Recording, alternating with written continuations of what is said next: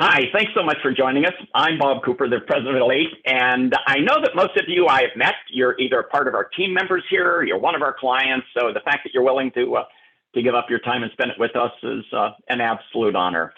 One of the things that I know that you're all very well aware, realize is that we really are in a changing world. We're all very well aware of that. You know, with all the changes that are going on beyond technology, with all the changes that are going on with everything in the world of politics, in the world of social engagement, everything else, we know that it's becoming a greater and greater challenge to really become good communicators. We know that we're dealing with different generations. And in today's day and age, probably more so than ever before, we know that there's this incredible shortage of skilled labor.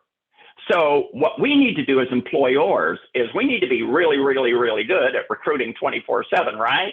We need to make sure that we're bringing the right people into our company. But you know what's equally as important? We need to be really good. I mean, really good at keeping those people in our organization. And in order to do that, we have to understand them. And when I say that we have to understand them, we have to understand how these different guys and gals think, how they process, how they communicate. And I get it. I understand that a lot of those processes, we can call them, are fundamental. I understand a lot of them are, you know, beyond the test of time. They've been around for centuries. But the reality of it is, with all the changes that are going on in how people engage one another and what's happening with social media, there's never been a greater time that I've seen for a need for us to understand this cross-generational difference, especially when you consider how many of you are shop owners that are now hiring guys and gals that are in their early 20s or so. So now we got guys and gals in their early 20s dealing with people that are possibly baby boomers, and you may very well be on different pages. So how do we solve that problem? Well, we don't have all of the answers to Elite, but one of the things that I do know is this. I know that there's a gentleman that I've known for a number of years. I've actually had him come in and speak at a number of our different events, always done an outstanding job. I'm not here to embarrass him, but I am here to tell you guys and gals that are watching this video the truth. His name is Dr. Cody Cox. He's from the great state of Texas. He teaches at St. Mary's University there. And this is the guy that really does understand people. And with his degree, I mean, this is a guy, he's authored countless papers, spoken at countless conferences. This is a guy that not only does he have a degree in psychology, but what's really cool about him is this industrial psychology. And what that means is in the world of commerce, in the world of business. So if there's anybody on this planet that really understands how people are wired, how people think, how people communicate, how to more effectively manage different personalities, different people in the workplace, it's Dr. Cody Cox. So I reached out to him not long ago and I said, you know, we got a lot of clients that are just wonderful people. I love them like a rainbow. They have the principles, they care about people, but like all of us, they would like to learn a little bit more about how to better manage people across different generations. Cody, would you come and be so kind as to speak to them? And I'm thrilled to tell you that he did. So you're in for a real treat. Now, number one. Number two, you're in for another treat as well. About 45 minutes after the hour, I'm going to actually invite in a couple millennials that work with us as well. That way you're going to be able to hear from them and Dr. Cody Cox straight from the horse's mouth, as we could say, from their generation as well.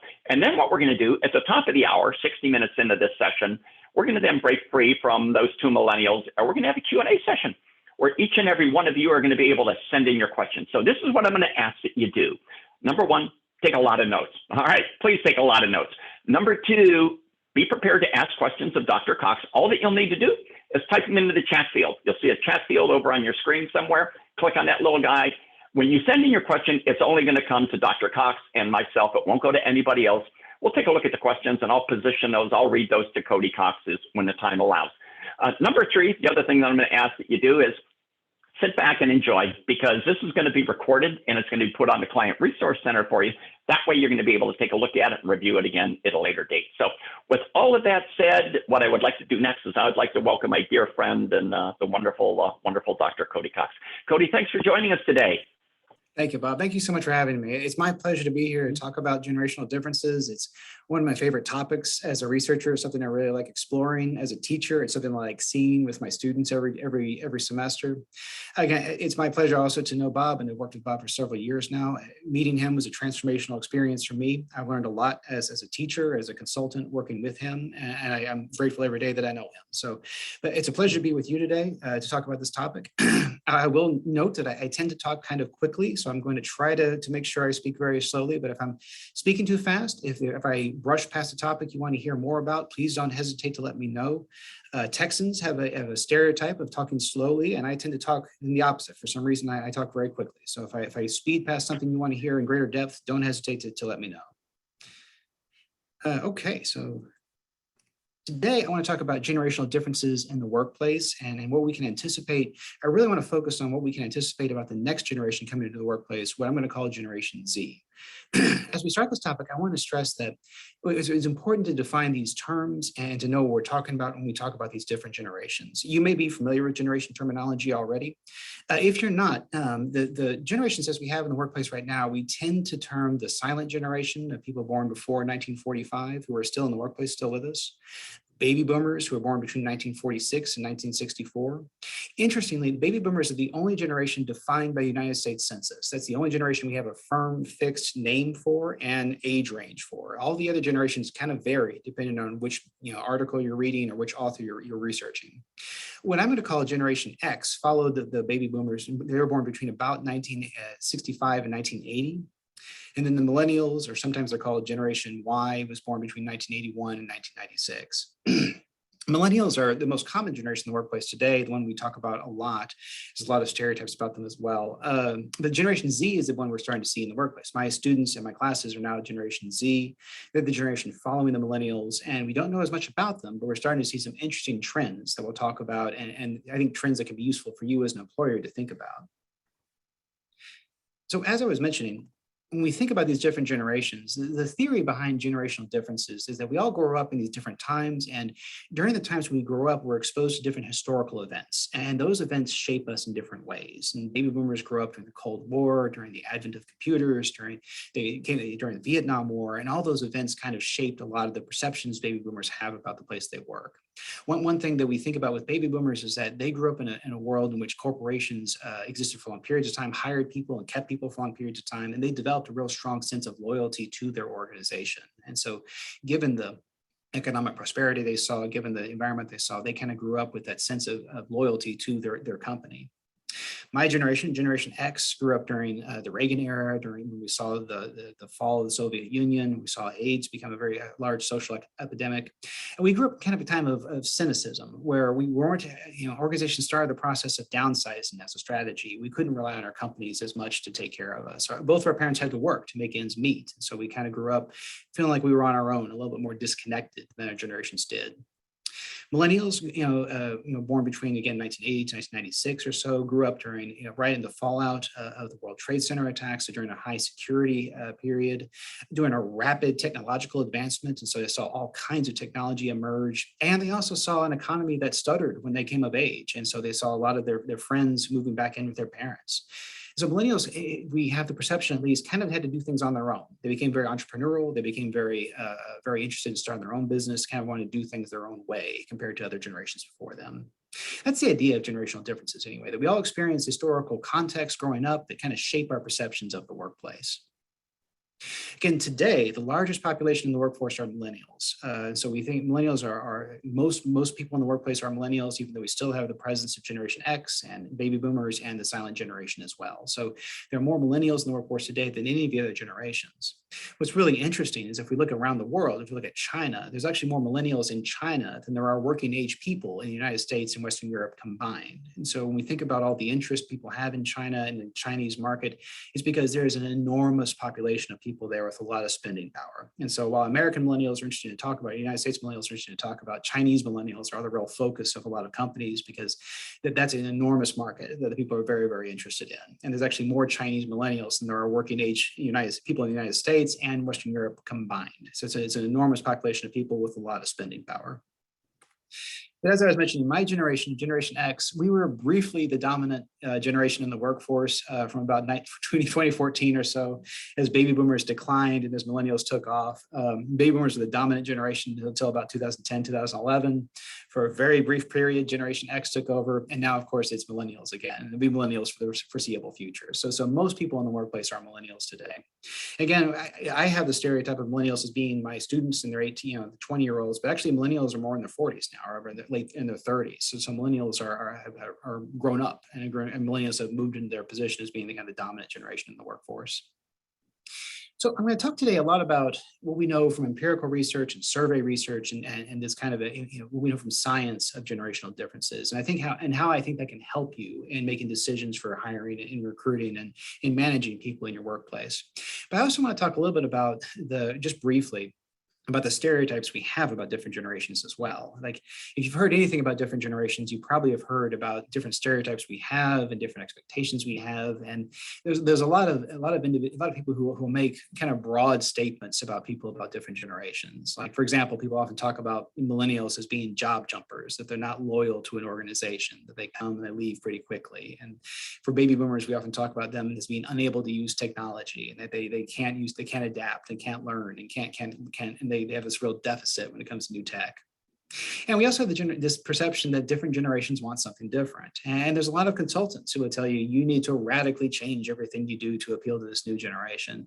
And I want to encourage us to be critical consumers of that kind of those kinds of claims. That while I think there are differences we're seeing trends in terms of what we can expect from the young people coming into the workplace today, I think we're also more similar than we are different. And so even though there are trends we're seeing, and we're seeing an evolution and kind of an expansion of certain trends we've seen before, you keep in mind most people are more similar than they are different across generations. Like, for example, the idea that millennials are job jumpers is a perception we have that doesn't seem to be based in science. When my generation entered the workforce around 2000 or so, we job jumped just as much as millennials did when they entered the workforce a few years later. In fact, if you look just at people who had college degrees, the millennials were much more likely to stay with their organization than my generation was.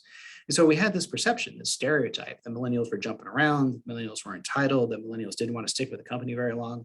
And that wasn't really an aspect of their being millennials as much as was their being young. That young people don't, oftentimes their first job isn't their last job. A lot of times they try different jobs before they find their real job. But anyway, they stayed with the jobs much better than I did, or my generation did in Generation X.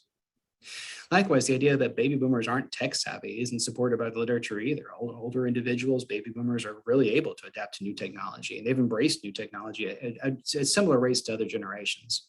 We see, for example, most baby boomers have a smartphone now, and that maybe not the same rates as we see other groups, but most of them have smartphones.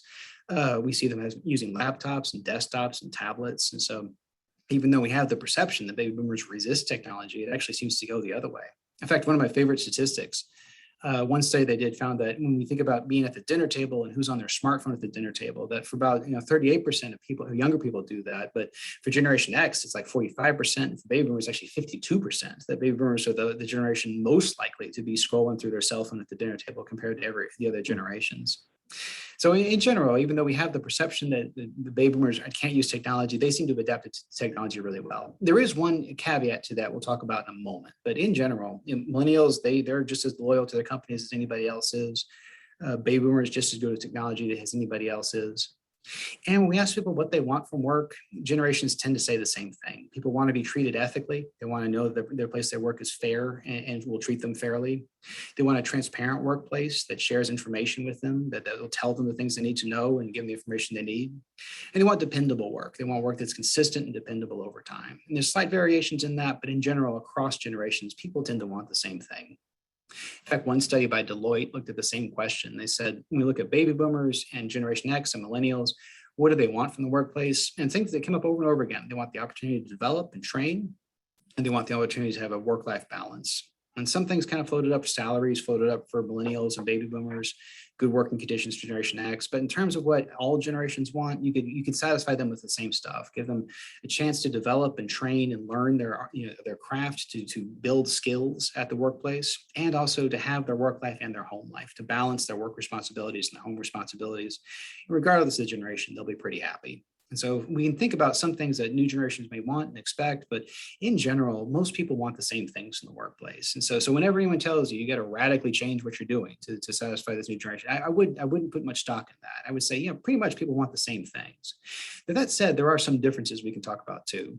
Like one obvious one is that younger people, of course, have their own language. And so even talking to my students, they'll use terms that I don't know, and they'll use terminology that I've never heard, just like I'm sure I did with my parents, and I'm sure you did with your parents, that every generation kind of invents this new lexicon and invents this new terminology. And I'm oftentimes kind of scrambling to try and figure out what they're talking about. And so if they say that something slaps, that means is of high quality, even though that makes absolutely no sense to me. But the idea that younger people have new terminology and new lexicon they use, of course, is something that we see generational differences on. Now, on the other end, of course, us in the older generations, we have our own technology. And so we have technology that younger people can't use or don't know how to use very well. If you haven't seen it, there's a really funny web series on YouTube in which I think it's parents give their children different technology they grew up with to see if they can use it. And so there's one film where parents give their children a rotary phone and offer them a reward if they can dial a number within 5 minutes. And we watch their children try and put their fingers in the holes and can't figure out how to use it and just completely unfamiliar with it. So in those two areas, there's a lot of differences that younger people, of course, don't understand the technology that we had, that we grew up with, all those of us who are older grew up with. And older people, of course, I struggle with the terminology that younger people use. And so we see differences there, of course, in terms of technology and terminology. With that said, I think when we start thinking about what we can expect from Generation Z, this new generation coming into the workforce, I think the way we should think about it is not that it's a brand new type of person or brand new people that are showing up that has no precedent. I think it's more just like waves on the ocean. So my wife and I, one of our first jobs were working on South Padre Island, a university in southern Texas. And so we go to the island, South Padre Island a lot. And I'd sit on the beach and I'd watch the waves come up on the shore. And I kind of think, when I think about generations, I think of that as kind of the same thing, that there was a trend from traditionalist and silent generation to the boomers, and then Generation X, and then millennials, and then Generation Z. And so what we see at Generation Z isn't something new. It's just water coming further up the beach. It's just more of the same trend as we've seen from previous generations. And I think that has important implications or important applications for those of us who work with this generation and hire this generation or anticipate this generation. But again, I think it's really important we not think of them as some kind of new novel type of people that are showing up, but just kind of an extension of what we've seen before. And so I'll talk today about, again, the trends we've seen in people over time across generations. And I think that helps us kind of anticipate what we can expect from this next generation. So I'll talk about, I think, I have 4 waves I want to talk to you about, with one wave at the very end. And we'll talk about that just real quick. So first thing is obvious, and we kind of hit on this before, is the idea of new technology, that we can anticipate that the new generation is going to use more technology than previous generations have. And again, that's not something brand new. It's not as though no generation used technology until millennials. It's no, for social media, for tablets, for smartphones, silent use them, then boomers use them a little bit more, and then Generation X use them even more, and then millennials use them even more than that. In fact, if you look at the chart on the left, if we look at baby boomers, there's actually more baby boomers using smartphones in 2018 than the millennials were using them in 2011. That actually baby boomers caught up with where the other generations were. So what we see is not this like some again that there's a new thing with this new generation that we haven't seen previously. It's just kind of an evolution. More and more of them using this technology, and again more and more of them using social media. Where we see a big breakdown, though, or disparity, I think, is not so much in the technology they use, but in the applications. And so, for example, I use a smartphone just like my students do, but I don't really use Instagram, and I don't use Snapchat, and I don't use Discord or the other apps they use to communicate with each other with. And so one big separation is that I think it's harder from people from older generations, at least I could say for myself, it's harder for me to maintain a social media presence. And for younger generations, that's almost automatic. My nephews, my nieces have absolutely no problem having an Instagram page and a Snapchat and a Facebook profile and all these other digital media presences. For me, it takes a lot of effort to think of a picture I'd want to post and a caption that goes with it that'd be interesting to anybody. So, but for them, it's not at all hard to do. And they have a really advanced, really developed social media presence. I think the one exception might be Facebook. That Facebook seems to be one that's used across generations And my students today actually don't use Facebook as much as their parents do, they say. But in general, the big disparity between generations isn't technology as much as it is apps. And being on Instagram, being on Snapchat, being on these newer TikTok, these newer applications that seem to be more targeted towards younger people. What that means for you, or something to think about at least, is I think it's really important as shop owners and as business leaders that you be very aware of your social media profile. And that may be very obvious to you already, but even though for me, I might, I have places I like to go, I have the shop I go to see whenever I have issues with my vehicle. But for other people and for next generation, they're very aware of organizations' social media presence and social media profile. Having a Facebook page or web page is great, and it's a very good place to be. But I think it's also not impossible to have an Instagram page too, where you post up, if you're having a discount or a sale that you want people to be aware of. And if people, as someone from Generation Z is scrolling through their Instagram posts, they'd see that you have, you're doing a discount on a tire rotation, you're doing a discount on oil changes, and that they may say, oh, okay, I need to get oil changed. I see they're having a discount. I'll go by there this week. But just be aware of your social media profile. Be aware of your, people say on Yelp for the younger generation. Finding an organization they want to work for or visit is going to be a lot about your social media presence. And I'm sure you are aware of that.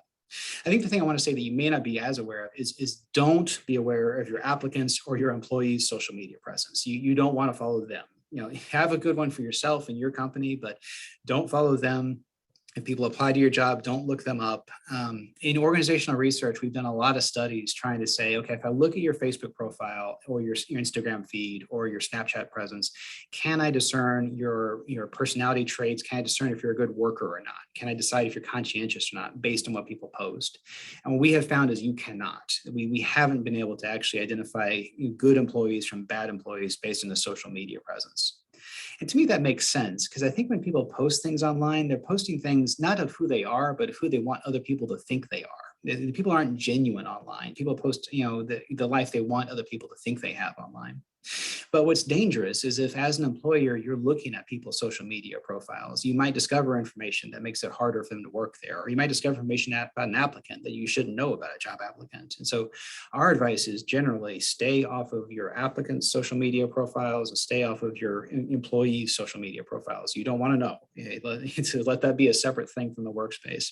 Develop your own, but be be what I call strategically ignorant or strategically unaware of what your employees and what your applicants are posting online. I don't think it's helpful information. The very last thing, even though we know that the new generation is very able to use these apps and they like sending text messages, they make jokes about phone calls and that kind of thing. Whenever we've surveyed people about how they'd want their boss to talk to them, how they want their supervisor to talk to them, it's always the same across generations. The number one way is they'd like a face-to-face conversation. So they most want a face-to-face conversation with a supervisor. Even Generation Z, who's very digitally connected, they want a face-to-face conversation. They want to have that interaction with the supervisor. That's true for Generation Z, for Generation X, for millennials, for baby boomers. Everyone wants to talk to their employer face-to-face if they need to communicate. The second way is email, and the third way is a phone call. But even though younger generations are more online, they use all kinds of digital applications for communicating with each other, for talking to their boss. They'd rather have a face-to-face conversation than anything else. And so even though you're aware that they're very digitally savvy, still they much more appreciate a face-to-face conversation with you than any other way of communicating with you. Second thing I want to mention about in terms of what we can anticipate from this next generation, there's just been this trend also, in addition to increased technology, is also being increasingly what the Pew Center calls unmoored from institutions. What that means is new generations just aren't joining churches, aren't joining political parties, aren't joining things as much as we used to in previous generations. And that's been a trend for a long time. There's this really famous book from a couple decades ago called Bowling Alone that talked about how we used to have bowling leagues where people would get together in communities and engage in these kind of activities. And those kind of fell away and people became more individualized. And that's gotten even more so now. Church attendance is way down, political party affiliation is way down, people joining things is just way down. And that's true. My generation is worse than previous ones, next generation is worse than us, and we'll probably see that even more so for Generation Z. They just aren't joining those kinds of activities at the same rates that the people were. Relatedly, they're also not working at the same rates that the previous generations were either. And so not only are they not joining groups and joining events in their community and those kind of things, they're also not going to work at the same rates that people from previous generations did. So you may have applicants who are coming to you in their early 20s who maybe haven't had a job before. And it may be you'll be the first workplace for them. And that's a little bit unusual because if you're like me, you probably started working very young. I remember my first job at a video store, which lets you know how old I am. A video store when I was still in, I think it was in high school. And that's the job that taught me how to be professional. That's the job that taught me how to interact with customers. It was a very basic job. I learned a lot about working from that job. I learned how to get, when to expect a paycheck. I learned how to talk to my boss. I learned a lot about just being professional from that first experience. And you might find people who are coming to work for you who haven't had much work experience. In fact, I think you anticipate the next generation is going to have less work experience than previous generations did. And that may mean they need more on-the-job mentorship, on-the-job training, on-the-job opportunities to work with more senior people. They may need a little bit of time to develop kind of a sense of professionalism, how to act at work, how to behave appropriately, how to just do the things we kind of take for granted that people know how to do when they come work for us. And one thing I really want to emphasize with you is they probably will need more feedback on how they're doing. If I've had a job before and I've worked for different people, I may know, okay, if my boss doesn't talk to me, that means I'm doing fine and I don't need to worry about it. If the boss talks to me, that means I have something to correct.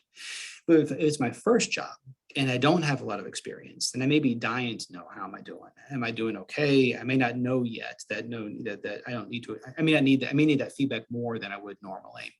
I think we talk a lot about Generation Z as being very insistent on getting constant feedback and constant praise. I think that's a distortion. I think they just want to know how they're doing, and they don't know. They haven't worked before. They don't know. They haven't been. They may be the first boss they've had, and so they kind of need that feedback. And so don't hesitate to give them that feedback. Do something right, let them know. Something they need to correct, let them know. Give them maybe more feedback, so they start getting a sense of what's expected. They get a sense of how they should be acting. They get a sense of how they're doing. We tend to think, I've talked to people before who are the stereotype that, Generation Z's snowflakes and they can't take feedback. And actually the percent that when we survey them, the reality is they want feedback. They want to know how they're doing. So let them know if they're doing well, let them know that. If they need to correct something, let them know that they want to know how they're doing. They may not have worked somewhere before. They may be a little bit insecure about their abilities. Let them know how they're doing, and don't be afraid to, especially if they're doing something right, you want to see them do it again. Give them that feedback right away. Third thing, I also want you to be thinking about, and I'm not sure how this would impact your business specifically, but when I talk to other employers, one thing that seems pretty obvious about this next generation is that they're a lot more open than previous generations were. They talk about things that we didn't talk about. They talk about relationships and work. They put a lot of their lives online. A lot of their day-to-day experiences online. They share a lot. We have all these concerns about privacy from tech companies and everything else, but it doesn't seem like this generation is that interested in that they're happy to share everything about themselves, where they went to dinner, who they're hanging out with, what they're going to do with their weekend. And one thing we're also seeing is as they share more, they're also more willing to share information about their salaries and how much money they make. And that can be disruptive in a workplace if people start sharing salary information, if people start talking about salary information. I think we've had the expectation in the workplace that that's not professional, that people don't do that. And that's for very many generations, that's been very true. And that's enabled that if you have a really good employee that you have to adjust their salary to make sure you keep them, that's been something you can do, because as long as people aren't talking about salaries, it's not really been an issue. But that salary conversation may start coming up because this new generation is more willing to talk about salaries with their other employees than other generations are. And with that in mind, I think that's fine. I think it's just important to think about when we talk to people about their salaries, about how much they're being paid. It's not about them. It's about the job they have. It's about their position in the organization. It's not you. It's your position pays this much. And so that's why you're making this salary currently. We can talk about the position, not the personality. It's your job you have currently that pays this much. We can talk about their trajectory, that you're starting here, but you're going to get to here. And if you do these things and develop these skills and have these experiences, then I fully anticipate you'll have this other position at that salary that you're talking about now. And we can talk about even if two jobs look alike. It looks like you have the same responsibilities. The positions are actually very different. That person's also working on cars with you, but they also are responsible for opening things up in the morning or doing some accounting and doing some other things. So they do some of the things you do, but they also do other things, and that's why they're paid differently than you are. I think we can anticipate there's going to be a bit more openness about that, and I think we should be ready for that. if I looked at, in terms of who people talk about their salaries with, everyone usually, most generations talk about to their significant others and people they live with, sometimes with immediate family members. But you'll notice in those middle bars that the younger generations are more likely to talk to their family members about their salaries than older generations were. With older generations, it's kind of verboten. With friends, also, millennials and younger generations more willing to talk about salaries than older generations. And then with coworkers, the younger generation, about 30%, about 1 in 3 is talking to coworkers about how much they make. And that's for millennials. And I think Generation Z, we can anticipate much more in the same direction. And that's fine. I think that it is fine to welcome that discussion. I think it's just important to be ready for that discussion. That this is why you make what you make. This is how much I think you can make. These are why that position pays that amount. And if you want to work and develop and build into this other position, then this is how much you would make in that different position. Oh, sorry, it's the same thing. So I think we anticipate increased communication about salary between employees. I think it's important to talk to them about how much they make and how much they could make. And again, remember, being fair is really important to this generation. And so as long as you have policies in place, the same for everybody, I think you'll be ready for that conversation. Next, you also anticipate this next generation is going to be increasingly educated. Now, as a professor, we've been real nervous about these stereotypes that younger generations aren't going to college at the same rates older generations did. And I have anecdotal evidence. My niece is talking about just getting a Google certificate rather than going to a traditional college due to the expense of college. And so I have lots of anecdotal evidence of people I know here and there that say they're not going to go to a 4-year college, which again scares professors. But when we survey groups of people, it doesn't seem to be that way. It seems to be that people still anticipate going to college. Generation Z also sees college as essential. So even though I can think of anecdotal evidence of people saying, I'm not going to do college, I don't want the debt, most people are still going to college. And as a consequence of that, most people are having a lot of debt when they come out of college. And so student debt is still increasing. And that's probably going to be even a larger problem for this next generation that's been for previous generations. But in general, student debt's been increasing a great deal, which means that the younger generation, especially Generation Z, is going to be really focused on salary, and they're going to need to be focused on salary. They'll be looking for jobs that are a regular paycheck, that give them some security, they give them some ability to pay down debt they may have incorporated on the way through university systems or community colleges or however they've been educated. We're already seeing increasing delays of getting married, of home buying, of having children, as people kind of struggle with all this debt that they're under. And there's been talk and policies about, getting rid of student debt or trying to alleviate student debt. But right now, as it stands, I think we can anticipate Generation Z is going to be more educated and probably more in debt than previous generations were.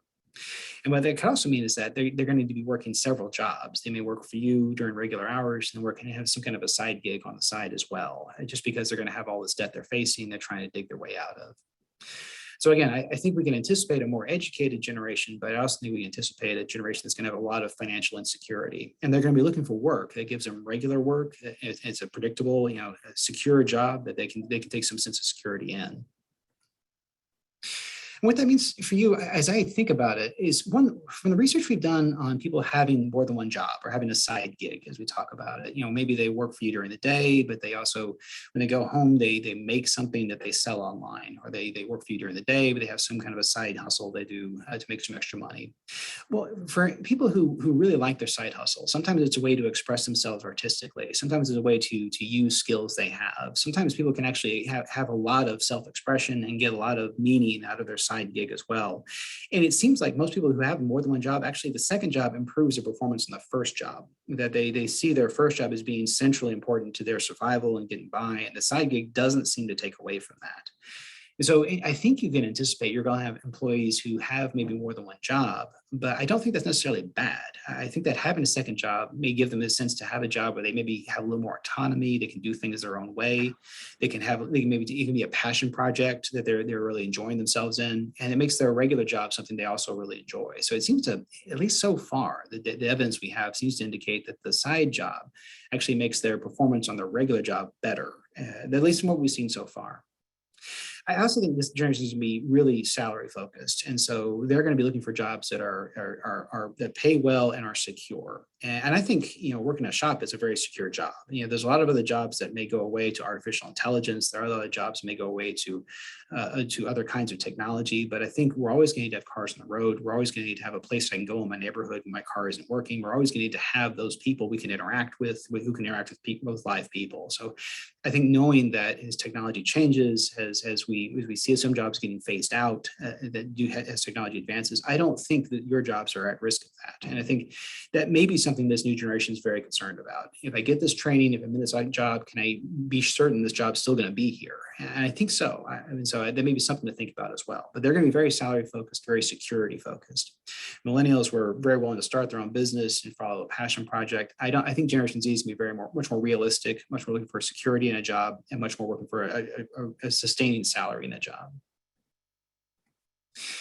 And finally, in terms of these waves, I have one more wave after this, but in terms of these ways I want to spend most of my time on, this next generation is going to be much more diverse than previous generations are. And so we're going to see most individuals, the next generation as identifying as being a minority of some kind. And they're going to be very interested in diversity, and they're in diversity in the workplace they work for. In one survey, at least, most millennials, when looking for a job, were looking to see what stance how much diversity the organization had. So it's going to be a much more diverse workplace than we've seen previously. I think a lot of the categories we've had for ethnicity, where sometimes we ask people if they're Hispanic, and when we ask that question, we're kind of lumping in people from all different countries in the world to one category. I think those categories are going to start breaking down. It's going to be harder and harder to define people based on these pre-existing categories that it's been previously, because we're going to have much more diverse workforce going forward.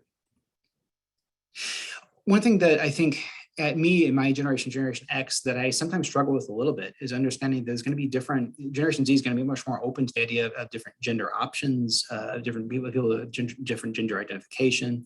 This will be a much more common thing for them than it's been for previous generations. And that can be unusual for people from more traditional generations to hear about. One thing I ran into when I was discussing this in a presentation a couple of years ago was the idea of gender neutral pronouns. That some individuals, for me, when people are referring to me, I prefer they use he, him. I use the pronouns he, him. But for other individuals, they use the pronouns. I shouldn't say prefer. They use the pronouns they, them, or they may use other kinds of pronouns together too. So I have a student in my class. That student uses the pronouns they, them, and so if that student's going to be late, I say that they're going to be late today, rather than he or her, or he or she is going to be late today. And people who oftentimes have started to introduce themselves with their pronouns they use. And so sometimes you'll see in someone's byline on an email that the name, as well as he, him, or she, her, they'll introduce themselves in terms of the pronouns they use.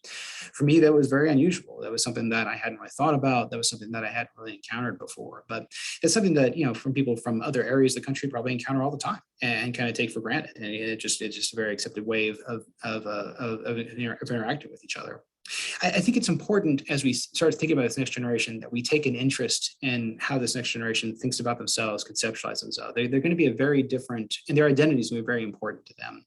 And so when I talk to HR people, for example, I often say, gender neutral pronouns, that may never be an issue in your organization, may never come up in your organization. But if it does, I want the first time you think about it not to be when you're talking to someone who says that something someone said offended them because they refuse to use the pronouns that they use.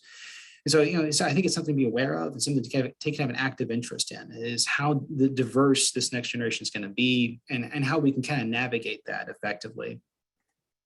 With that in mind, so I think a couple of things. One thing, I think identity is going to be really important for this next generation, and so they're going to take a lot of pride in their identity. They're not, again, feeling constrained into previous categories. When you think about like the census, which puts us into different boxes, they're not going to feel constrained by that. They're going to identify as they choose to identify, or as they see themselves. And again, if you're more traditional like me, and sometimes you have some blind spots there, I think I'd just be aware of that. And again, you don't want your first conversation about that to be when you're meeting someone. Take an interest in it and start thinking about how do we see these things playing out? How are people thinking of themselves in terms of their identity?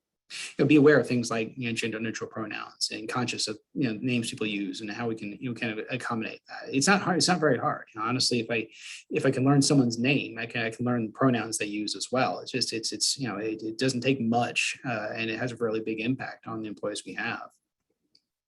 I think what I would say though is we're going to make mistakes also, and as a professor, I do too. And I make mistakes with my students. I use terminology they find offensive. I say something they don't resonate with, and that is not what I want to do as a professor. As I'm teaching students, I want them to learn. As you're running your shop, you want people to work. You're not trying to create dissension. You're not trying to make people dislike each other. You're not trying to, make it a difficult place for anyone to be. You're trying to make the most professional, best place for people to work, where you get the best work done. I think it's important when I've overstepped and made a mistake to remember it's not the end of the world. In fact, it's a learning opportunity for me. And so when I make a mistake, what I try and keep in mind is I need to apologize for it. Just say, oh, I'm sorry. I did not realize that what I said was offensive. I didn't realize that what I said was something that you find objectionable.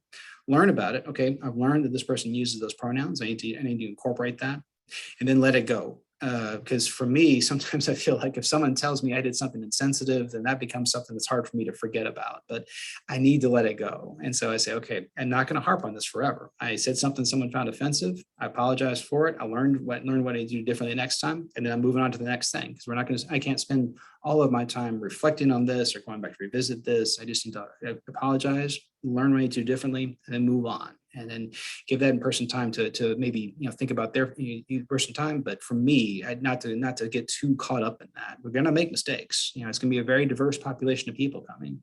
We're going to say something that wasn't said in the best way possible. And that happens. That's fine. Just apologize, learn from what you did, move on to the next thing. I think the hardest thing in the world right now is we have these companies, and Bob and I were talking about this beforehand, that seem to be designed to pit us against each other. I was watching the testimony about Facebook the other day, where it's actually going through, they're actually trying to aggravate people because that keeps them on pages longer. And we have these companies that they're making money off of making us, dividing us against each other. What we need to do is we need to say, we're not doing that. And here at this workplace, we're about, good customer service, the best customer service. And that's why they come to us rather than the people down the block. Our values are we provide the customer a great experience. We're about professionalism. The place down the block is unprofessional. We're the professional place. If you want to be treated with professionals, you come here. We're the comfortable place. We're the place where we keep our neighborhood on the road. We're where your neighbors go. And so we're where you go if you want to have a friendly face who's here to help you. Whatever your values are in the organization, that's what we need to prioritize, because outside right now, we have all these companies that are trying to divide us against each other. And that makes it hard for us to talk to our families. It makes it hard for us to talk to our loved ones. It makes it hard for us to talk to our coworkers. And I think our response needs to be that our values in our company are here are our values. These are the values that we have here. And that may be different than and so when you're here, we're focused on professionalism. When you're here, we're focused on customer service. Again, most Gen Z folks are going to want to work at a place that shares their values. And so when you're thinking about your values, think about the values you want them to have. Those values you have in your organization can be really important to Gen Z. And if it's professionalism, make it professionalism. That's a strategic advantage. If it's, best customer service, then make it customer service. But whatever your values are, that's what they need to be focusing on there, not something from some outside media source. The very last thing I want to mention, a very last trend, and I'll talk to Adrian about this in a second, is that people also don't like the generational label. That more and more people don't like them. And in fact, it's getting worse as we go along. That if we ask generation millennials, they tend to think that the stereotype of millennials is that they're self-absorbed. The stereotype of millennials is that they're wasteful. Baby boomers liked their generational label more. Newer generations do not like the generational label. So we're starting to see people kind of disassociate from the generational label more and more. So I would encourage us the best we can, even though we're aware of these generational differences, not to use these labels very often. That the generational label is something that younger generations don't identify with, and they don't even like it. They know the stereotypes about the generation, and they tend to not, and they don't identify with those labels. And so more and more I encourage people, when I've seen a couple corporations before, they'll have a dress like a millennial day, or jokes about millennials and stuff like that. I try to encourage people, please don't do that. Millennials hate that. Younger people hate that. Generational labels like that are not something that younger generations really enjoy talking about. And so with that in mind, final thoughts just real fast. When you're thinking about these different generations, I encourage you to focus on similarities rather than differences. And keeping in mind, most people want the same thing at the workplace. They want to be treated well. They want to have an ethical employer. They want to have a chance to develop and learn and train and have work-life balance. that we're going to see more communication online for new generations, but they still prefer a face-to-face conversation if they need to speak to you, and they want that conversation. We're going to see more diversity, which means we need to be more sophisticated in our understanding of the differences between people, and we need to be ready for those kinds of conversations. And if we overstep, we need to be ready to learn from that and make sure we get it corrected for the next time.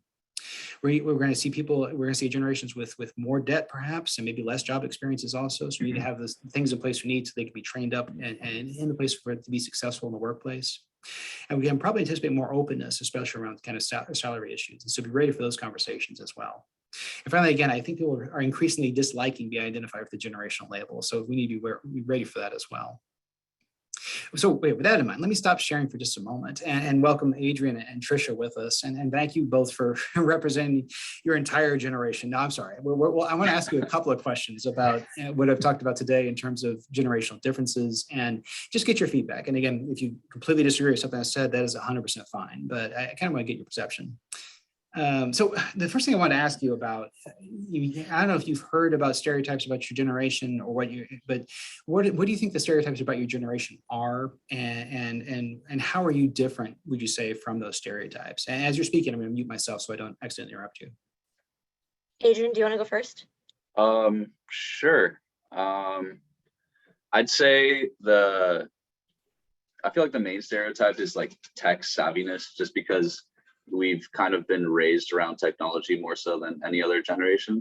I feel like that's going to be even more apparent with Gen Z, because they literally from a toddler have had access to smartphones and those sorts of devices. So definitely that's one stereotype, but I don't know. I feel like everyone nowadays is just as good as technology. You know, it's becoming more and more user friendly, so you don't have to be an expert to really know that sort of thing.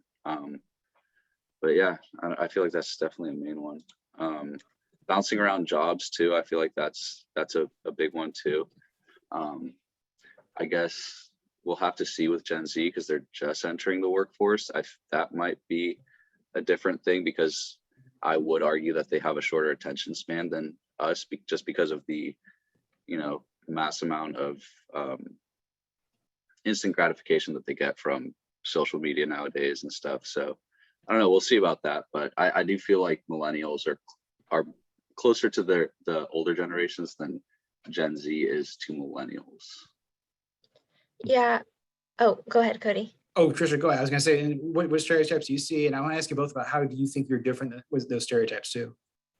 So I think the main stereotype I see is, as older generations would refer to us either as millennials or Gen Z, we're kind of on the cusp, so we don't really know what we are. But a lot of like the verbiage that comes out is that like our generation is entitled, like we've just been given everything's been handed to us, we've never had to work for anything. And then you hear it from like your parents or your grandparents, and I might be stereotyping here, where it's like, you know, I had to walk, 5 miles in the snow to get to work, and you guys, you have your cars and your smartphones, access to everything, and life's so easy for you. But like I step back from that. I think, that's kind of, not how I perceive myself. I think, I'm a very hard worker. I've had to work hard for everything that I've gotten in this life. And it's, times have changed, like public transportation is around, cars are more accessible to people at a younger age. So yeah, I never had to walk, 5 miles in the snow to get anywhere. But, I've had my own set of struggles, especially, growing up in the age of technology. It's like, we had to learn so much stuff that was like different, and we couldn't really rely on the older generation to help us out with that, because they were also, trying to learn it, but more of the pressure was put on us to just know it. So there was, we had our own struggles, different than the ones that the older generation has had, but, I would say, that's a stereotype that, I don't really fall into that category, and I don't think a lot of people in my age range would either. That's interesting. And Adrian, for you, what would you say, like, how are you different than the stereotypes about your generation, would you say? I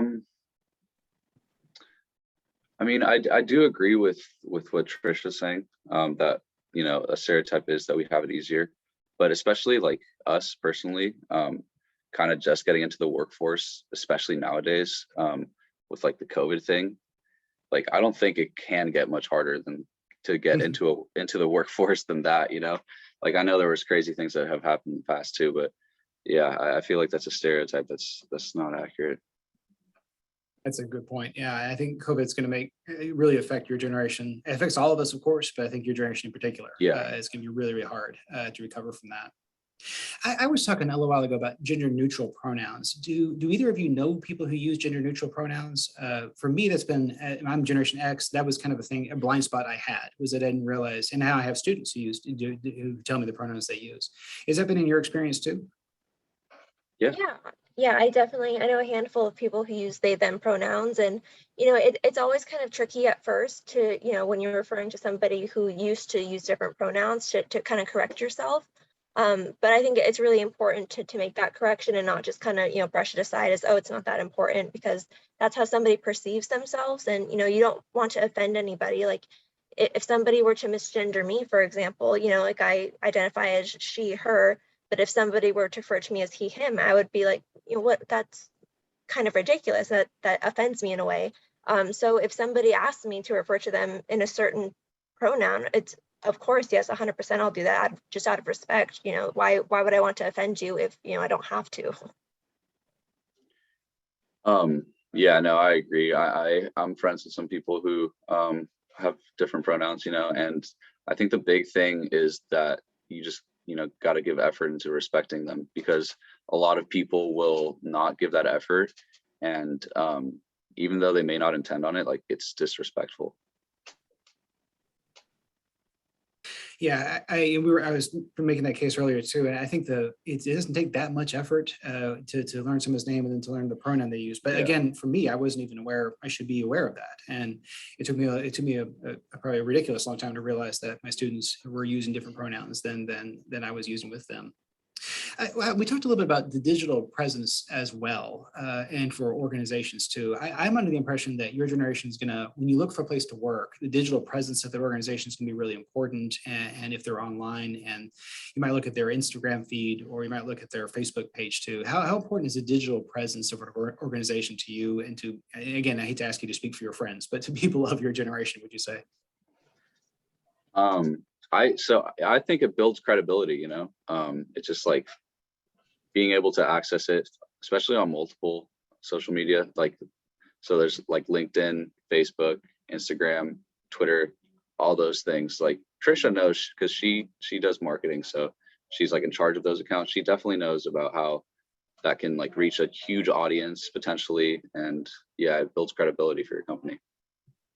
Yeah, I think in terms of, like reaching people, like, it's extremely important. You want to establish that online presence just so, people can, if they've heard of you, or if they see an advertisement, or if somebody, word of mouth, they can, look you up and, get the information that they need, as opposed to, somebody, recommends Elite, and it's like, oh yeah, they're this great company. It's like, awesome. Like, I want to check them out. And like all that there is like our website, and, no testimonials, no pictures of fun events that we put on or things like that. So it's kind of, you'd only be seeing what we would be putting out, as opposed to what other people can share about us.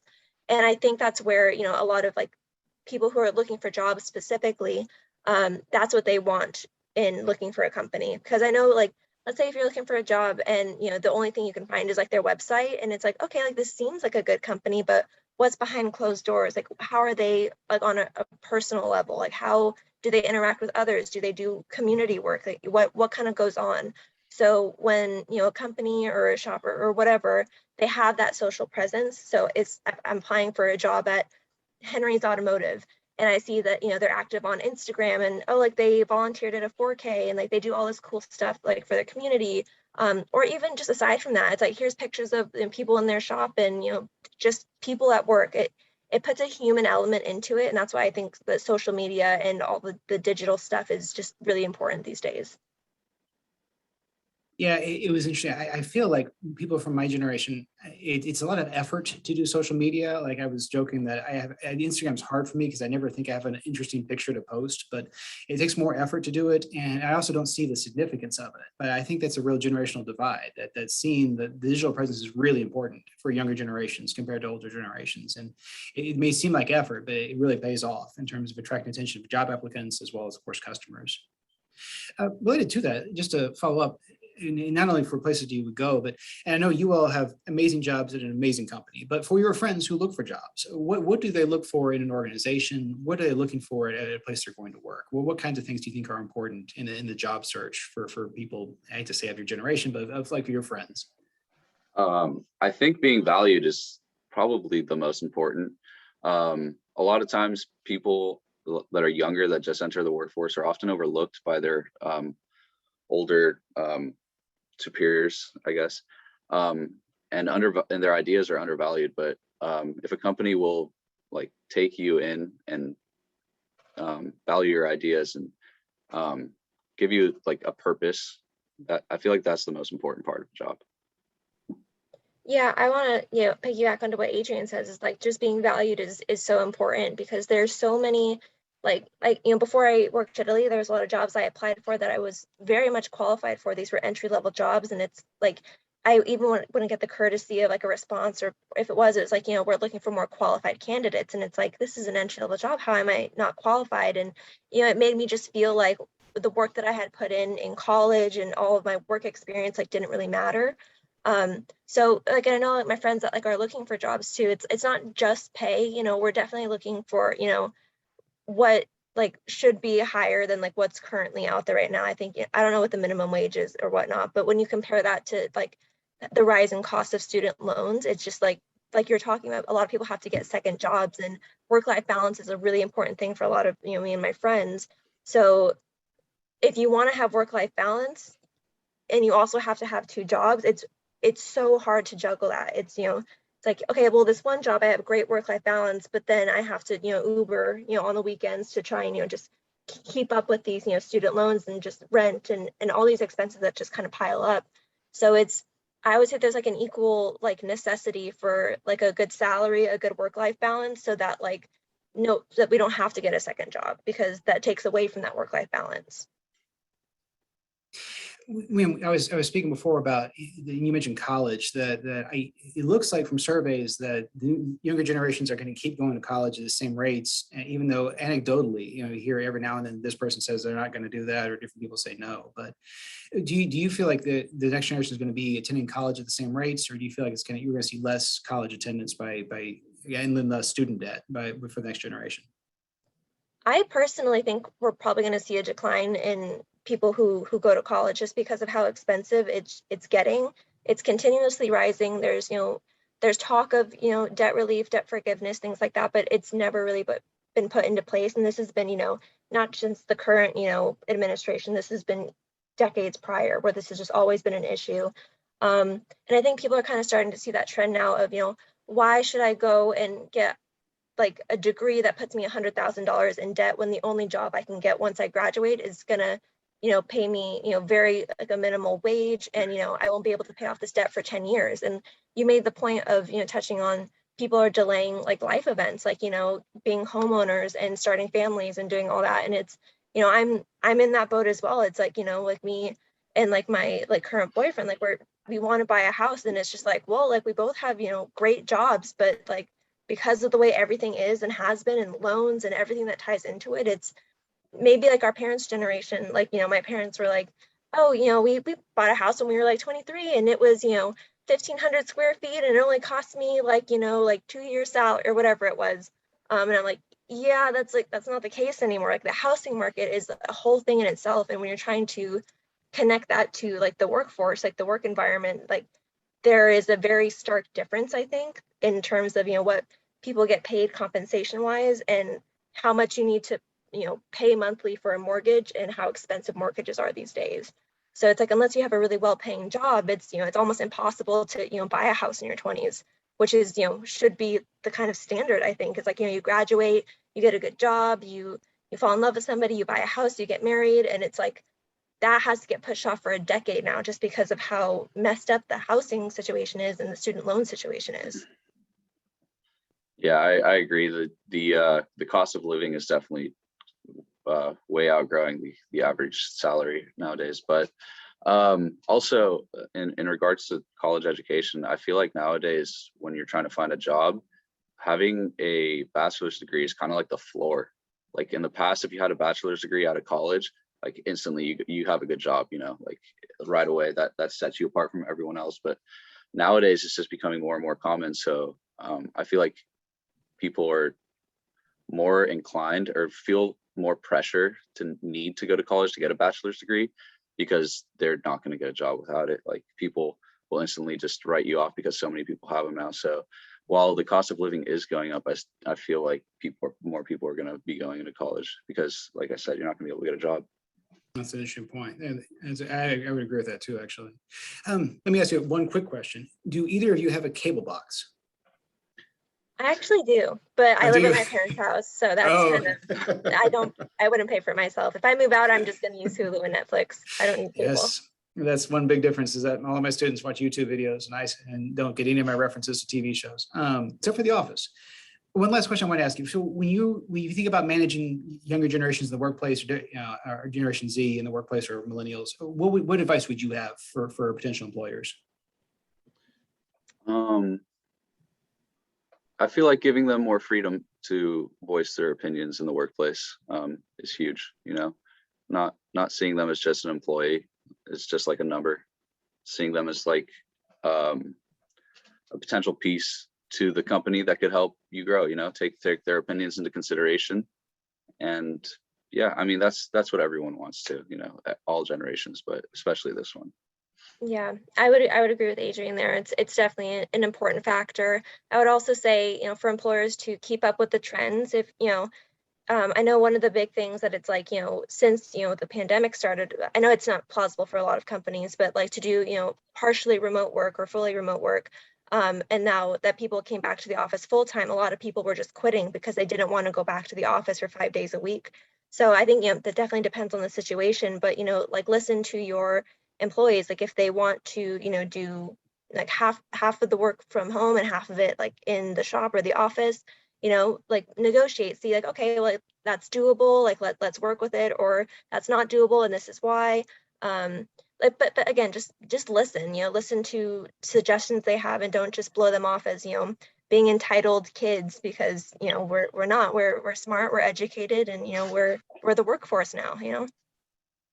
That's great. Thank you both so much. I really appreciate it. Thanks so much for going to speak on this topic. Again, I hate to ask you to speak for all of the generation, but I really appreciate you willing to share your opinions. Thank you so much. Yeah, No problem. Yeah, and thank you. Yeah, hey guys, before you scoot out, a couple things. First of all, I'm very blessed to all of you that are in the audience to have these two work with me. They're just extraordinary people, as you could both tell. And I'm learning so much, not only from Dr. Cox, but from Adrian and Trish as well. Even though I work closely with these two, I'm still learning a lot from this conversation. So before we go any further, the next step was planned, not is, but was planned for the next 29 minutes to have Q&A session with Dr. Cox and with the audience. But Trish and Adrian, if you're able to stick around, if you don't have prior commitments, then I'd love for you to stick around, if you could, for the next 25 or so minutes until we close the session out, because some of the questions that are going to be asked of Cody Cox, Cody might want to quiz you on them as well. So Cody, if you're good with that, I think that could be a good thing to do at this point. Of course, it sounds great, Bob. Yeah, I can Okay, well, the one question, you guys are good? Okay, well, the one question I have for both Trish and Adrian is, I know that we've been talking about commerce and a business model here, but let's just talk about generational differences. Knowing that, let's say I'm a baby boomer or somebody, the next generation under me comes in and they're communicating with you. I know that I'm talking about stereotypes, but in the same way that you feel that there are stereotypes against millennials, obviously millennials are going to look at other generations like, oh, one of the things that they all do that's all in common is this. What are some of the things that you would wish other generations would do differently in communicating with you, if that question makes sense at all? Yeah, I have like an immediate answer, and it's because my older family does it, people that I'm out with, and I see it happen from like a bystander perspective. It's happened to me. I would ask the older generations to just have a little bit more patience, especially like in these unprecedented times, as we've said a million times. It's things take longer. People are on like a learning curve, and if something takes longer than 5 minutes, don't start tapping your fingers and angrily crossing your arms and, asking for a supervisor. It's, patience goes a long way. And I think that's something that, our current generation, we're kind of, maybe we're a little bit too bystandery in the sense of like, we're very much, if there's like an issue, it's like, oh no, it's fine, it's totally okay. Like we don't want to cause conflict. But I would think for older generations, temper is not the right word. I don't know what word I'm looking for, but like the fuse is a little bit shorter. So I would just say, patience is, I think, a stereotype for not everybody, but for some people in the older generation that I think would be a great thing to work on if you know that that's something you or somebody else kind of struggles with. Boy, outstanding. Adrian, how about you? I feel like, and this is just a stereotype as well, I feel like older generations are less reluctant to change. I feel like being more open to, new ideas and things like that could definitely help out. But yeah. A little bit more of an open mind, huh? Yeah. Yeah, good comments. Cody, what do you think? You think we could all benefit from that, Cody? A dose of open-mindedness? Definitely, and patience. And again, some of that is just this era that we're in right now, where I feel like we're going through a very difficult time on all of us, and we're seeing a lot more short temper people than we have, I think, historically than right now. But I would agree with everything everyone's saying, and I would just encourage us to, like I was mentioning, I think generations are informative and it's helpful, but also to see past the generational label. That we're all, to some extent, we subscribe to these generations, and to some extent, we're different and unique from them. And so, as I encounter someone who's a Gen Z or a baby boomer that realize, yeah, there's some things I can anticipate, but it's also they're going to have their own individuality. It's going to make them unique from the stereotypes I have. That's what I would think too.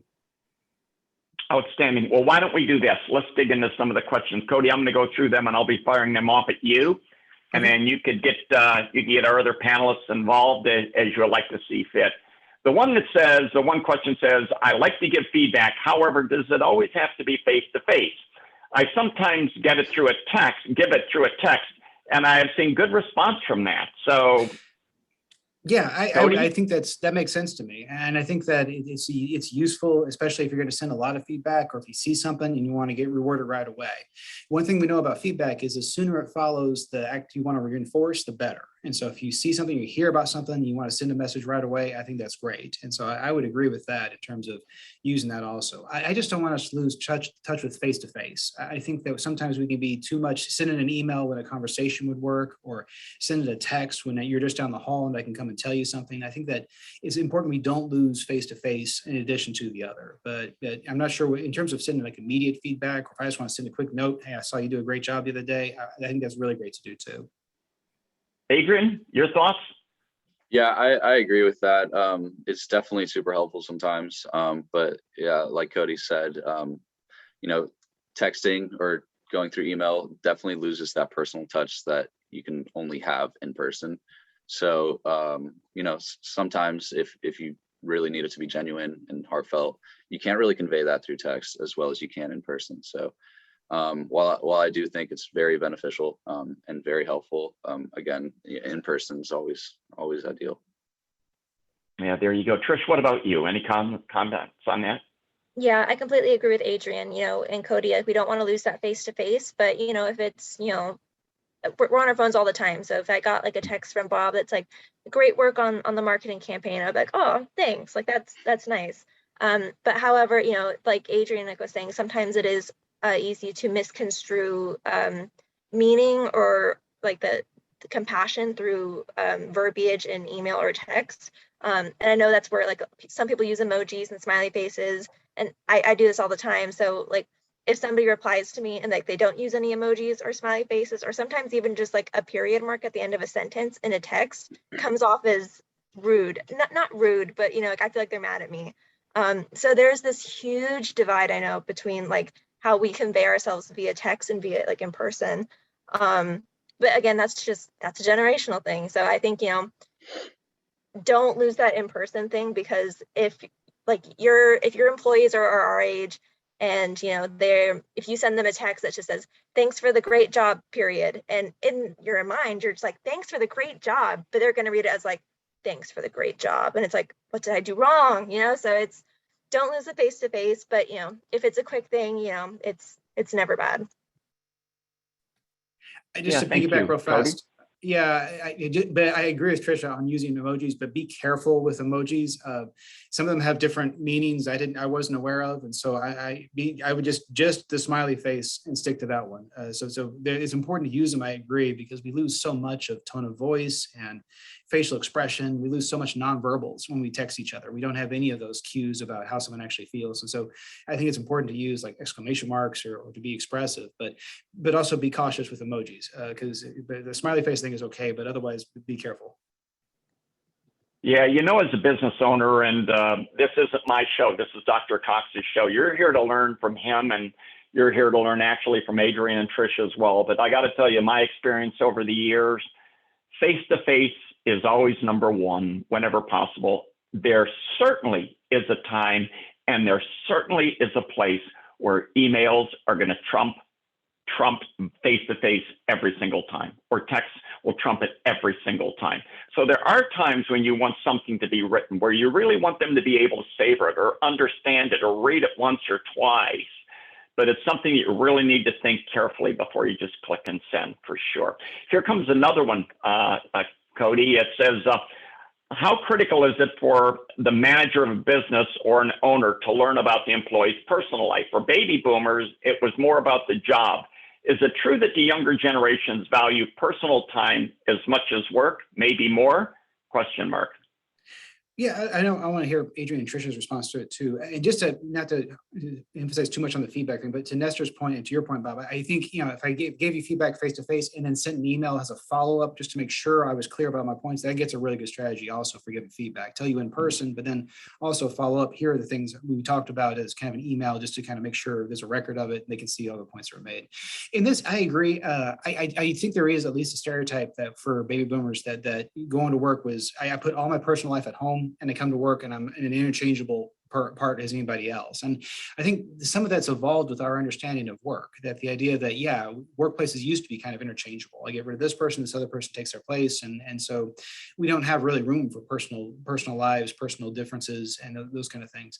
I think the workplace today, allowing people to bring their personal life to work in terms of, talking about their interests, talking about their families, all that I think is more important than it used to be. And I think there is an expectation that I'm still a person in the workplace today. I think the COVID's actually been really interesting for that, because we've all tried to be very professional from home, and we've all had, our spouses walk in, our children walk in, our dogs walk in, and brought our personal life into the professional space. So I think more so than previously, we're going to see a need for allowing people to be themselves at work and to allow their personal life some space at work. And I think that's really important, especially for everybody. But going forward, it's going to be really important to allow people to have room for their home life at work, at the workplace as well, or to just share those things. I wouldn't go asking, I wouldn't go prying, I wouldn't go looking for those things. But as people share things, I would pay attention to it. I personally, when someone tells me their family, as soon as I get a chance to, I write down the name of the spouse, the children. I might try to make notes of those things because I don't remember information very well. So I try to make sure that I know their children, their families, any personal information about them, because I know if later on that's going to be important to them.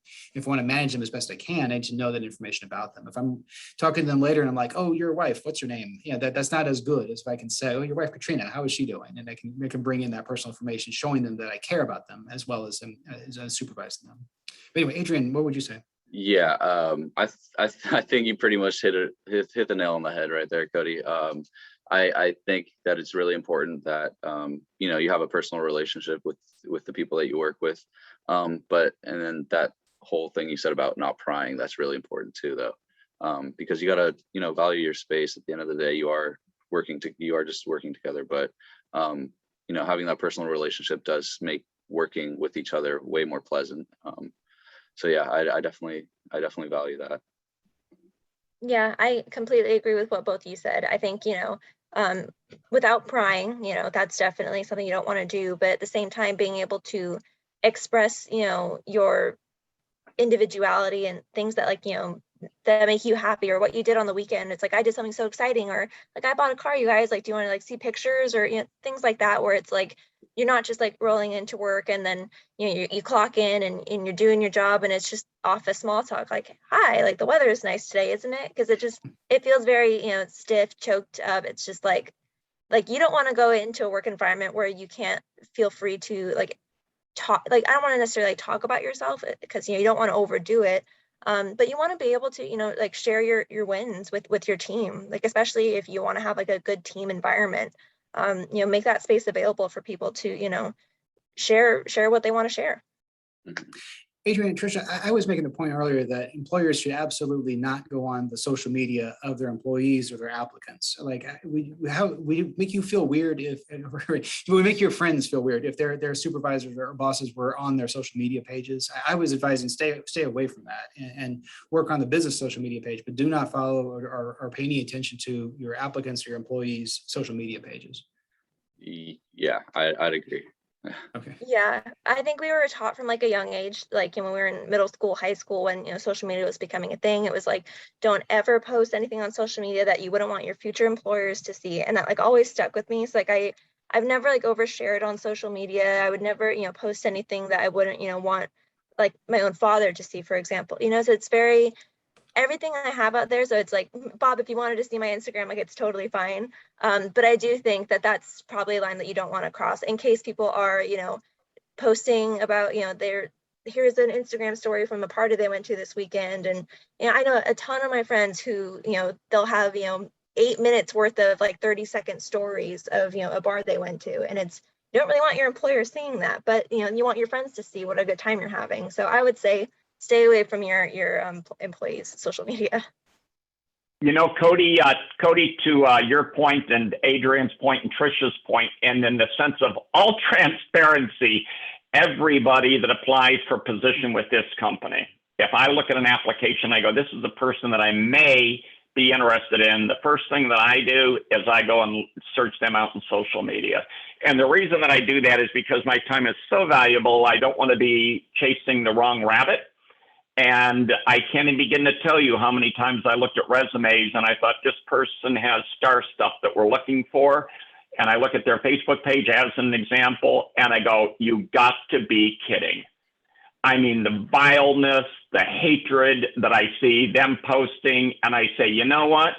If you do that in your social life, it's going to permeate into your career and into this company, and I'm not going to reach out to you. Now, with all transparency, and Trish and Adrian, just so you're aware, once that occurs, then I'm done with their social media because I then know who they are as a person. And that's what we do. We hire people for who they are, not what they do, who they are as a person. But this has been huge for us. It's helped us win in a lot of ways. Guys, I know that we just have a few more minutes. And one of the questions that I had for you, Adrian, and for you as well, Trish, is when you heard Dr. Cox do his presentation, was there anything that really stood out in your mind? Was there anything that was like an aha moment? Is there any takeaway that had an impact on you or think that you need to revisit or bring to our attention again? I think it was kind of, I didn't really expect for those surveys to be so similar throughout generations, to be honest. I thought there was going to be huge jumps between each one, but yeah, to see that, we're a lot more like each other than we think is pretty eye-opening. Yeah, I'd agree. Boy, Yeah, there was nothing I really saw that that shocked me. It was very, especially in terms of like the millennial and Gen Z and like the trends. It's like, yeah, that's kind of what I've been seeing, and how it like, in terms of like, social media usage from like age is like the lower the age, the higher the social media usage, and it just drops over time. And then how everything was sort of like just not inverse is not the right word, but like just related to each other and from like an age perspective. Like the lower the age, the lower the number, or the higher age, the higher the number, or vice versa. It just made a lot of sense, and I think that's something we all kind of knew, but seeing it put into like graph form, it's like, okay, this is like just confirmed my suspicions of these are the trends and this is what's kind of happening. Yeah, I do feel like in the next 10 years or so, the data is going to get pretty drastically different with Gen Z entering, just because they are the first generation to be raised by technology. So yeah, I think that is going to be different. But yeah, for millennials all the way to baby boomers, like pretty similar stuff. Well, why don't we do this? I know that we only have a few minutes left. And what we'll do is this. Trish, I'll call on you first, but here's the plan. I would like to ask you to give some thought and tell the audience what you think we need to do or understand as we move forward when it comes to generational differences. If there's anything based on the conversation, what you've learned in your life, what you've learned from Cody Cox that you'd like to share with us, it would be very much appreciated. Adrian, I'm going to certainly ask you to do the same thing. I'd love for you to do that. And Cody, while they're sort of processing and giving some thought to that, is there anything that you, and I'm going to circle back to you anyways before we're done, Cody, but is there anything that you would like to say to the audience before we turn to Adrian and Trish? Oh, no, I do want to mention there was a question, I think, to Adrian and Trish about marketing that appealed to them in the chat. And so I don't want to lose sight of that also, but no, go ahead. I'd love to hear their thoughts, and we can circle back to my thoughts in a couple minutes. Okay, good. Okay, go ahead. Yeah, if you guys are ready, I'd love to hear from you. So I would just say, as an overall general view, is just be open-minded. If you're looking for applicants and they have no work experience, but they I don't know, like if their work experience doesn't line up with exactly what you're looking for, like give them a chance. They might pleasantly surprise you. They might be an amazing person. They might be an incredible asset to your team.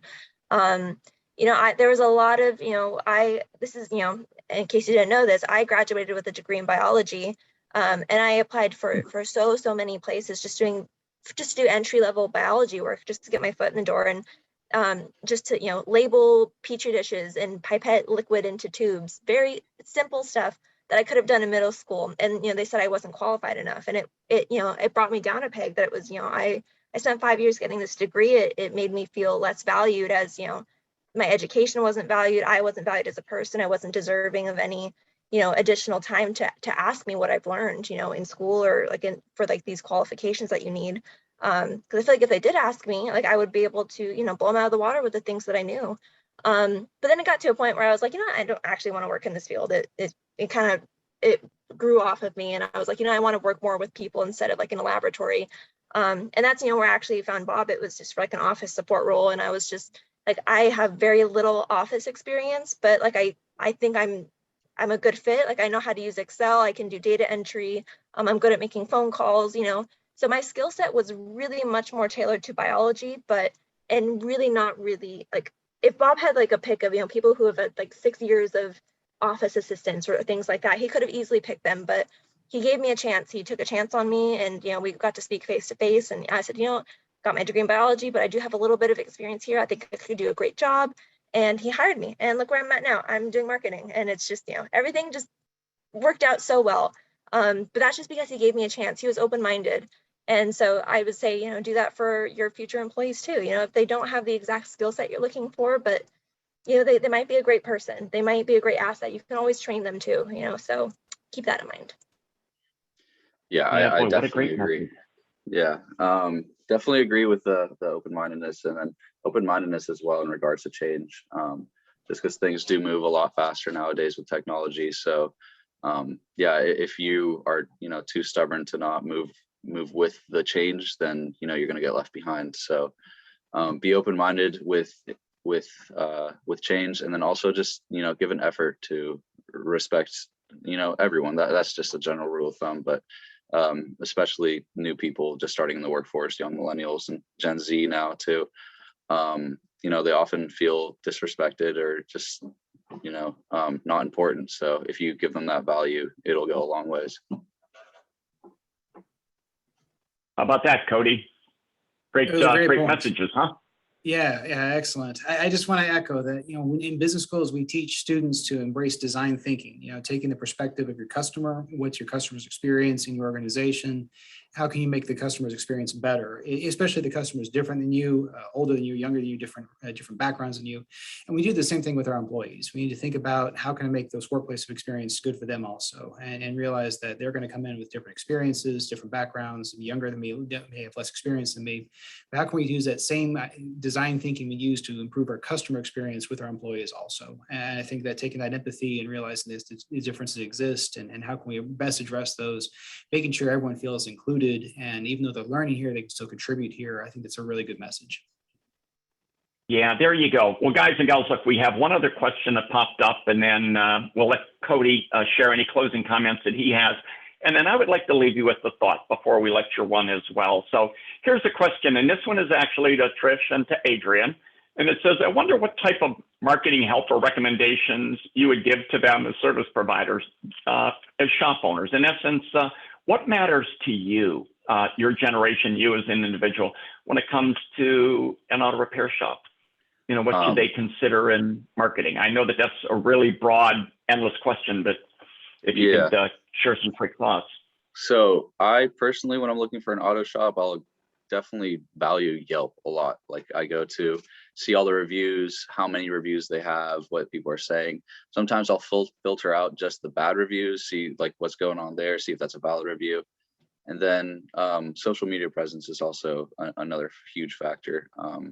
Yeah, those two. I'm never like driving around looking at auto shops, you know, so the only place that I can see is either on Yelp or on social media. So yeah, those are huge. Yeah, for me, I would say, you know, if I'm picking it by myself, like if I'm out of town, because we have when we go to my parents, you know, recommended it. So I would say word of mouth is probably number one, because, you know, if somebody says like, oh, I went here, I had the best experience, they're so nice. They offered me like water and like my car was done so quick and it was a lot less than I thought it was going to be. It's like, oh, that is a place that I want to go to. Or, you know, if somebody says like, oh my gosh, we took our shop to XYZ shop and like the person at the front was like so rude and they quoted me like this insane number, and like I know cars and I know like this is not like the price of what this should be, like they were just trying to scam me, and I'm like, well, I know to stay far away from that place. So reviews go such a long way, especially online reviews. So word of mouth reviews, you know, number one, if somebody's, you know, recommending that's, you know, that's going to be the first choice in my mind. But let's say I'm out of town and I'm like, oh, my car broke down, I need to, you know, take it to a shop. I'm going to Google, you know, repair shops near me, and the Google search is going to like, sometimes they filter it by like ones that are advertised first, but I always skip past the advertisements and go to the organic search results, and just see the reviews. Reviews are the most important thing. If I see a shop near me, and there's like the first two are like similar, one has, you know, like 4 stars, and the other has like 4.5. It's like, okay, I'll read the reviews. And if the one like below it has like 150 like 5-star reviews, even though it's like the third search result, like I'm going to go to that one because like 150 people said they got the best service that they've ever had here. And I'm like, obviously that's where I want to take my shop or take my car to. I want to go to that shop. So reviews in a nutshell. There you go, guys, and got, you know, really great answers for sure. Really great answers for sure. Cody, what about you for closing comments? What do you have that you would like to share with our audience? Yeah, just to wrap up with what they were saying, I think reviews are good for marketing, and also keep an eye on Glassdoor as a place to work, because Glassdoor is a great website where people can talk about what their experience was like working there, and they can give, you know, honest feedback as well. So if you're watching your reviews online and Yelp, it definitely should be, but also look to see what people are saying on Glassdoor about where you are, what kind of a place you are to work at. The only thing I would say is I've enjoyed talking about generational differences today. I want to keep in mind that we are more similar than we are different, and there's a lot of people who are going to tell you that you need to do something radically different for Generation Z. And I don't want you to, please view that with a critical eye, that we tend to want to emphasize the differences between us when actually we're more similar than we think. And for this next generation, they're coming into the workforce behind the 8 ball. There's a lot of disadvantages coming out of COVID and everything else, but they're going to be more similar to us than I think we give them credit for. There'll be some interesting differences, but again, in general, we all kind of want the same things from work. And so while I think there's some neat things we can anticipate and some neat trends we can look for, please keep in mind, we're more similar than we are different. And even though we'll see headlines all the time about boomers are this and Gen Z is that, at the end of the day, we all kind of want the same things from work. And I think you can provide a really good place for everybody just by providing those things. Boy, a great message there for sure, guys, huh? Great message for sure. Well, let me take just a moment, if I could, to share a couple thoughts with all of you. And then I'd like to take a moment to thank these three for doing the outstanding job that they just did. I personally learned a lot. I knew every time I hear Cody Cox, I always learn a lot. I always have a ton of notes by the time it's done. And I also, even though I know Adrian really well and Trish really well, I learned a lot from them too.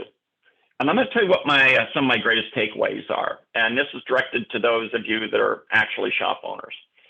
The one thing that Cody had mentioned that I showed on one of the graphs is the downswing in people involved in organized religions.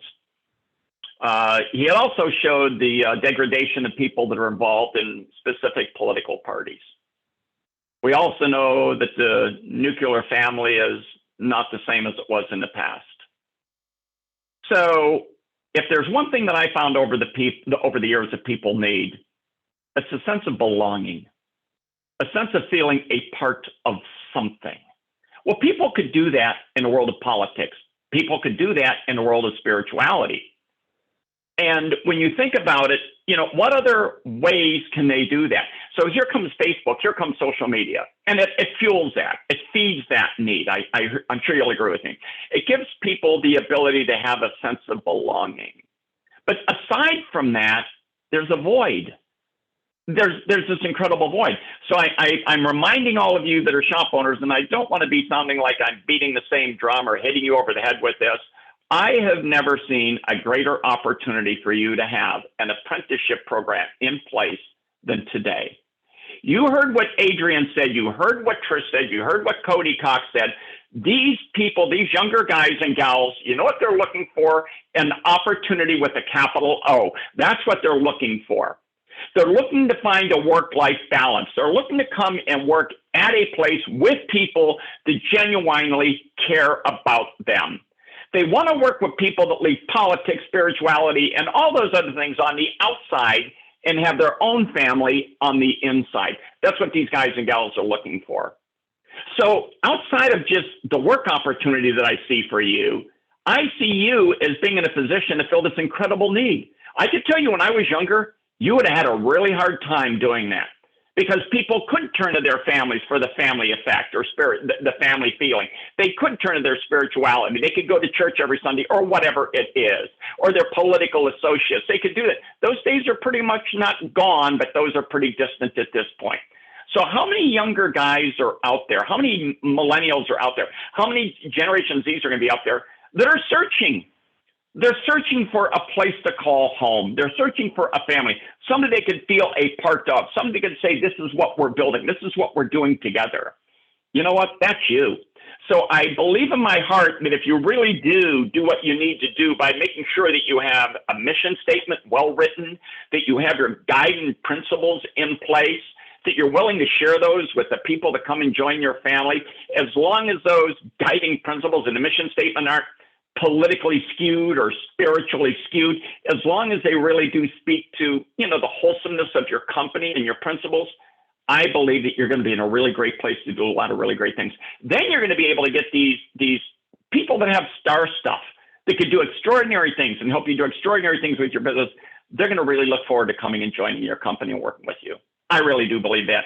So what Cody did and what Trish and Adrian both reinforced in my mind is you need to help these people find a home. That's what you need to do. You heard Trish. You heard Trish say about how many doors she knocked on with her degree, looking for an opportunity. She couldn't find it. You know what she was looking for? She was really, I'm not here to speak for her, she was looking for a home. She was looking for somebody that was able to look beyond the degree, beyond the fact that she didn't have any experience. She was looking for somebody that said, you know what? I see something in you. I think you are a great lady. I think you can do great things for us. Same is true with Adrian. And same is true with countless other guys and gals that are out there right now searching. And here you come along and you say, you know what, I'll provide you with this opportunity. Take them under your wing and turn them into rock stars. So sorry for the long-winded statement or long-winded monologue, but that's my greatest takeaway. I see an extraordinary opportunity for each and every one of you. I really do. And I can only hope that today's session met with your expectation. I really do. Cody, I can't thank you enough. Every time I have ever had you do a presentation for us, you always nail it. And the guys and gals after, when I speak with them, they always tell me they were just blown away by your presentation. And years later, no matter what the subject matter is that you're covering when it comes to human behavior, years later, they're always sharing these bits and pieces, these nuggets that they learned from you. So I'd like to thank you again for joining us, Cody. It was an absolute honor to spend this time with you. Thank you, Bob. I always learn so much from you. Thank you so much for giving me the opportunity. All my pleasure. All our pleasure. Adrian, I can't thank you enough as well, and Trish for being a part of our organization. I really do, and your time today. I really do believe that this company is the company that it is, the brand that it is, because of people just like you. So thank you again for all that you do. Thank you for being a part of our company, and to the rest of you, all of our clients, all of our coaches, all of our team members that are online with us today. I'd like to thank you again for putting your trust in us, like to thank you for joining us today, and let's do everything that we can do to continue to make your businesses and your life just extraordinary successes in every way. Thanks for joining us, guys and gals. Thank you for being here today. Bye, guys. Bye, thanks for having me. Thank you so much. Bye-bye.